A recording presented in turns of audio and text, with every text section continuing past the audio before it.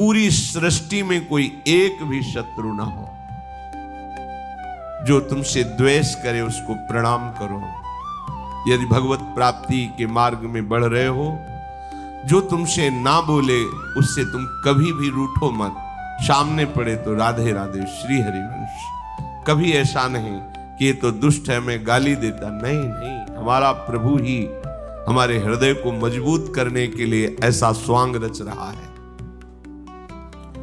सच्ची मानना, भगवान अपने भक्त को समर्थ बनाने के लिए लीला करते हैं। वही है, कोई दुष्ट नहीं है।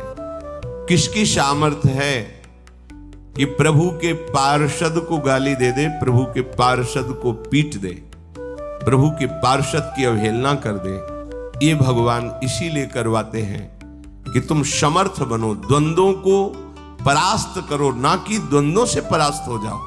तुम मेरे सेवक कहलाकर द्वंद्वों से परास्त हो जाओगे तो ठीक नहीं है।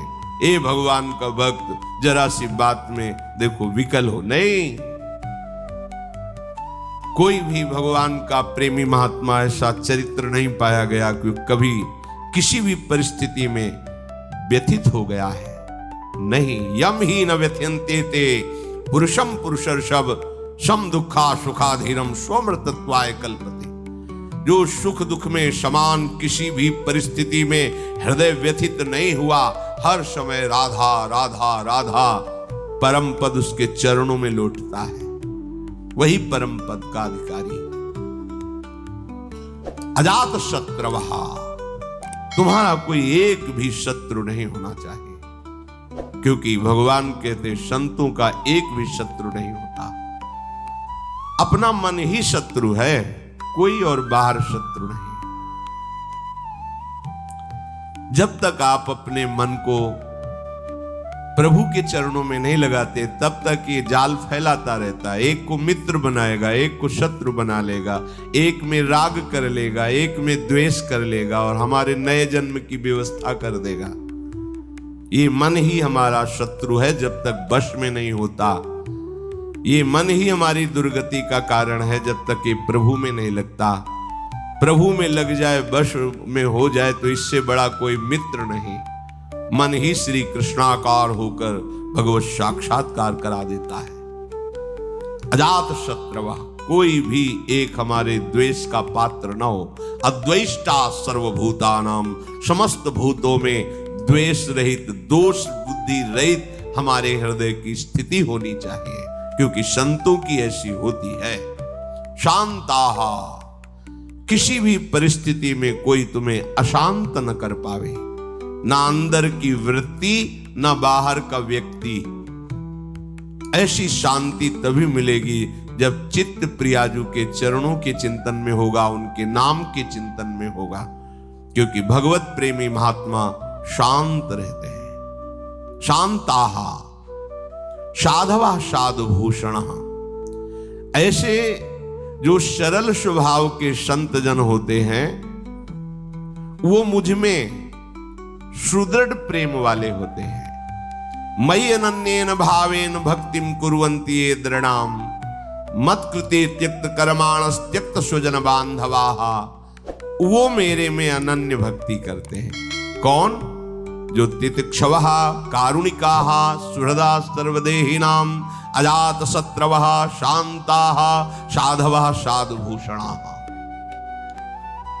आप राग द्वेष में विचरेंगे, निंदा स्तुति करेंगे, मान अपमान में सुखी दुखी होंगे तो अनन्य भक्ति कब धारण करेंगे? अपने को केवल लक्ष्य पर दृष्टि रखनी है। आज हम एजी, ओजी, फोजी की नहीं, ओयो की बात करेंगे। I know. वही सच्चा निशानेबाज है जो केवल लक्ष्य पर दृष्टि रखता है।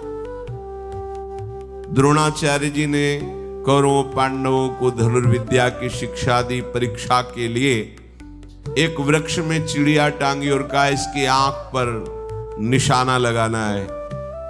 जो धनुष उठाता और तीर संधान करता, पूछते क्या दिखाई दे रहा है? बोले वृक्ष, डाल, चिड़िया। बोले रख दो धनुष। सब युधिष्ठिर जी से भी पूछा तो उन्होंने कहा चिड़िया दिखाई दे रही है, फिर आंख दिखाई, रख दो। अर्जुन से कहा क्या दिखाई दे रहा है? बोले गुरुदेव केवल आंख।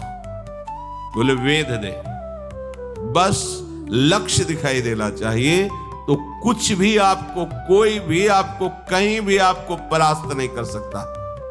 लक्ष्य श्यामा श्याम, श्यामा श्याम का स्मरण कोई परास्त नहीं कर सकता। लक्ष्य रहित होकर घूमोगे तो सब तुम्हें व्यथित कर देंगे। काम क्रोध लोभ मोह मद मत्सर, ये सब हृदय में ही ये प्रहार करते हैं।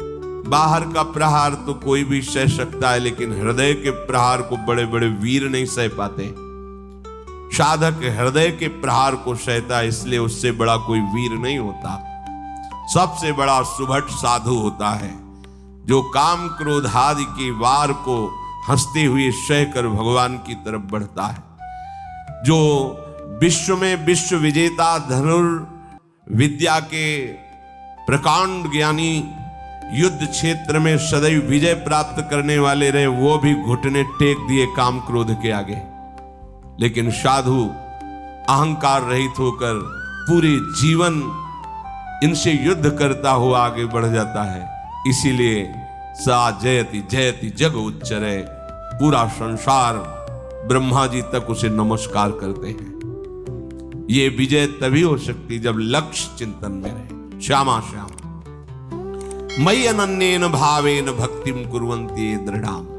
अनन्य भाव अपने प्यारी जू के चरणों में दृढ़ाम। कोई भी परिस्थिति या कोई भी प्रलोभन हमें हमारी श्री जी से हटा ना सके, इसे दृढ़ाम कहते हैं। दृढ़ प्राण ही तो जाएंगे, बहुत बार गए हैं, बहुत बार मरा हूं, अब एक बार श्री जी के लिए प्राण समर्पित करता हूं। चाहे जितना भयानक कष्ट दिया जाए, अपनी प्यारी जो से